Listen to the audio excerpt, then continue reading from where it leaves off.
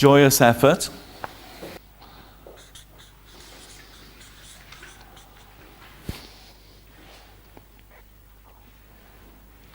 Mental factor taking delight in objects of virtue. So objects of virtue, compassion, love, patience, generosity. What it means is the qualities that we've been talking about, you're taking delight in those qualities. And it's a mental factor because often we think it's an emotion. But where do the emotions come from? Thoughts. So emotions come from the mind. Emotions don't exist as a separate category. And then, in order to have joyous effort, again what you do is you look at the positive side of it and you look at the negative side of it. What does joyous effort antidote? What's its opposite? The main one is procrastination and laziness. Okay? So procrastination and laziness is the opposite of joyous effort. So if you wake up one morning and you think, I don't want to go to work, or I don't want to go with the kids to football, or whatever it is, then there we found the procrastination and the laziness, and what we need to apply to it is joyous effort. Wanting others to be happy, wanting others to experience goodness or whatever it is.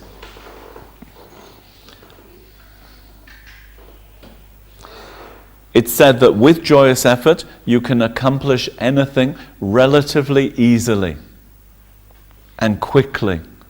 But if you don't have joyous effort, the problem is that you accomplish very little and it takes a long time. So with joyous effort we're able to achieve things very fast. So in a way, when you get lazy, it's like you're adding weights to your body, but also you're adding weights to your mind. You're slowing yourself down. So again, you think, do I want to slow myself down? Do I want to do things more slowly, less easily?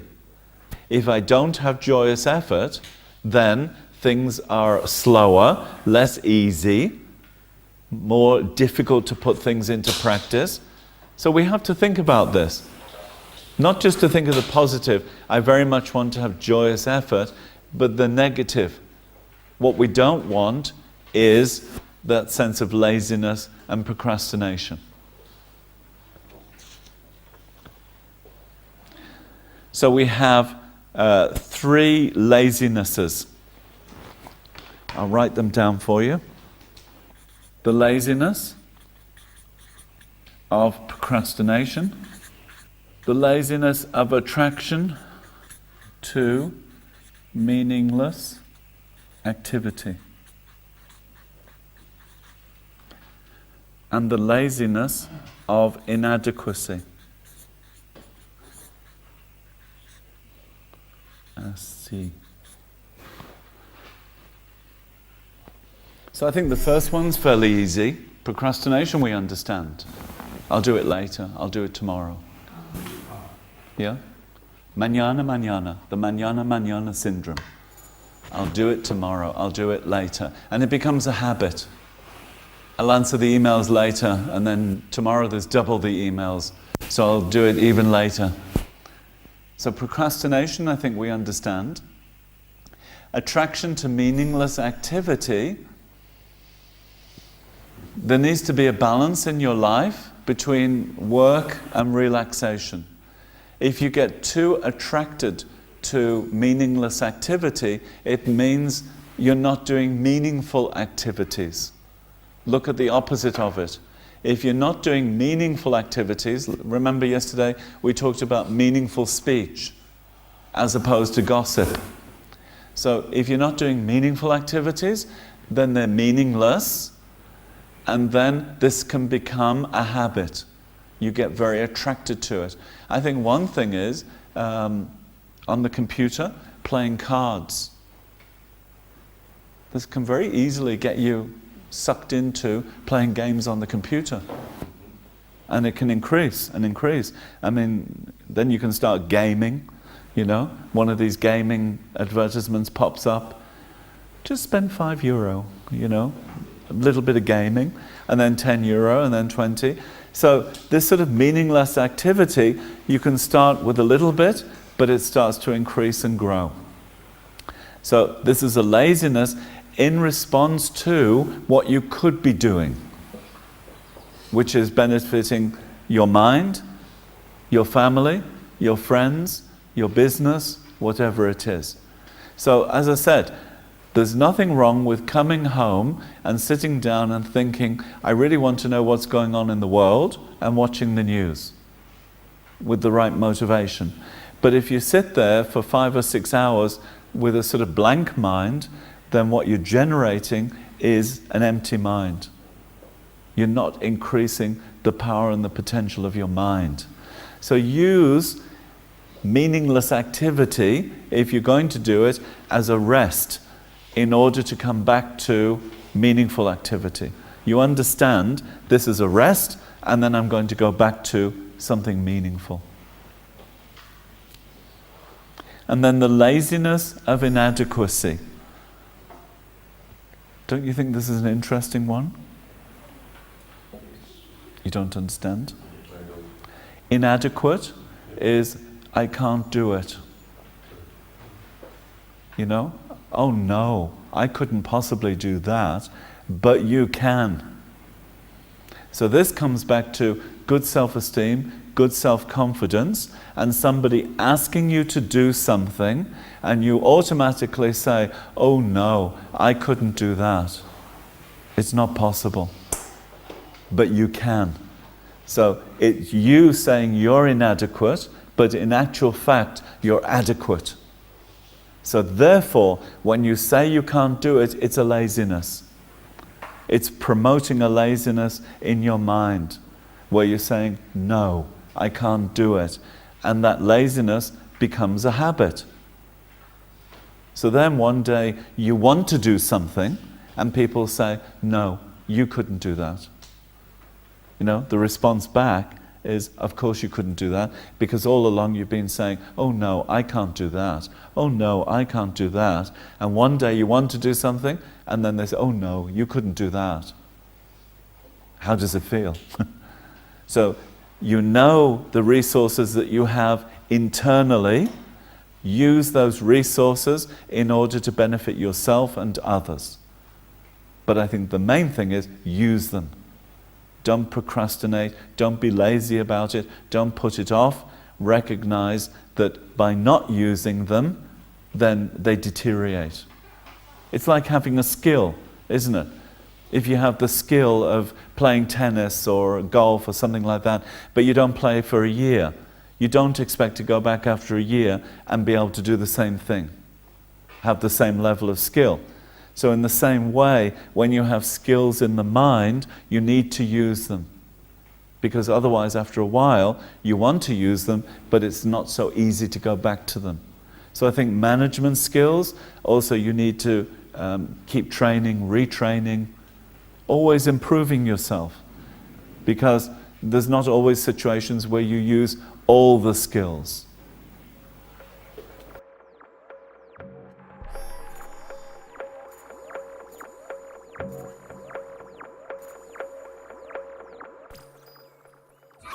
If you have a good motivation in the morning, right, you get up and you think, I didn't die, I have a good motivation for living today, but still during the day you have the sense of, oh, I'll put this off till tomorrow.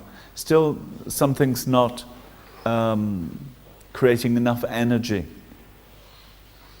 Then you need to think in the way of joyous effort, that am I getting a happiness, a joy out of my work?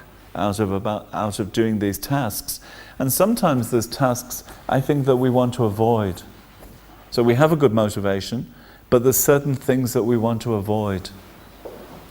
And that could be a laziness in the sense of I don't want to go to a meeting, or I don't want to make these phone calls, or I don't want to answer these emails. There's sometimes just one thing. It may not be the whole day, but it could be a certain task. So I think you have to look into motivation, and then if the motivation is good, but still something's not happening, why is it not happening? It relates to effort, to that continuation, to keep it going. Yeah. Also, what I haven't been mentioning is that, remember we had number 6, wisdom. So we've got 6 perfections. Number 6 is wisdom. That's the emptiness of the I. So then we go back to, when you're angry, where is the angry self? Where is the anger? And where is the other person that you're angry with? Right? Is the anger inherently existent or created? Caused conditions. Does that angry self exist? Can you find it? Does the anger exist? Can you find it? Because you know, when you're angry, you very much believe anger exists. It feels like an entity within you. I often say to people, you remember the Alien film with Sigourney Weaver? Did you see Alien? And so, you know, Sigourney Weaver has got the alien inside. I think this is anger building. And Sigourney Weaver is saying, trust me, I don't have the alien, you know, but the alien's inside, so trust me. So in that way, it's similar to somebody who's getting angry, and they're saying, I'm not getting angry, everything's okay, you know? You think, uh-oh, the anger's coming. So in that way, I think of Sigourney Weaver, and the anger's building, the alien's getting bigger and bigger, and the chest bursts open, and the tentacles are coming out, and the smoke, and the, you know, like this. I think in a similar way, we should be that afraid of anger. So it's like an alien. It takes you over and makes you behave in a way that you would rather not behave. It is like an alien, right? So then, where is that alien? Because again, we put it into an entity. Oh, it's like an alien. But where does it exist? Within me. And in the other person, where is the other person and where is their anger? So the emptiness of the self, the emptiness of the other, the emptiness of the anger, and then joyous effort, emptiness of the I having joyous effort, emptiness of the joyous effort, emptiness of the other towards whom I'm having joyous effort. Because otherwise we become egotistical about doing these positive things. So it's to cut the ego, keep the positive things. You following? So you want the positive effort, the joyous effort, the patience, but you don't want the ego that's saying, I'm doing incredibly well. You know, I'm being patient. In which case, I'm better than you. Then you can become arrogant, proud, self-cherishing, and that creates a problem between you and the other. So we don't want to have these positive things happening, but now create another problem. An alien that's taking you over and is saying, I'm so amazing because I'm patient. I'm better than you. So we remove the negative, but now we've created another problem. So in Buddhism it says, don't create another problem, keep removing the problem maker, which is the ego. You know, I'm so proud of my patience. Remove the pride, just have the patience. Then you don't make problems for yourself, you don't make problems for your family or for the people around you.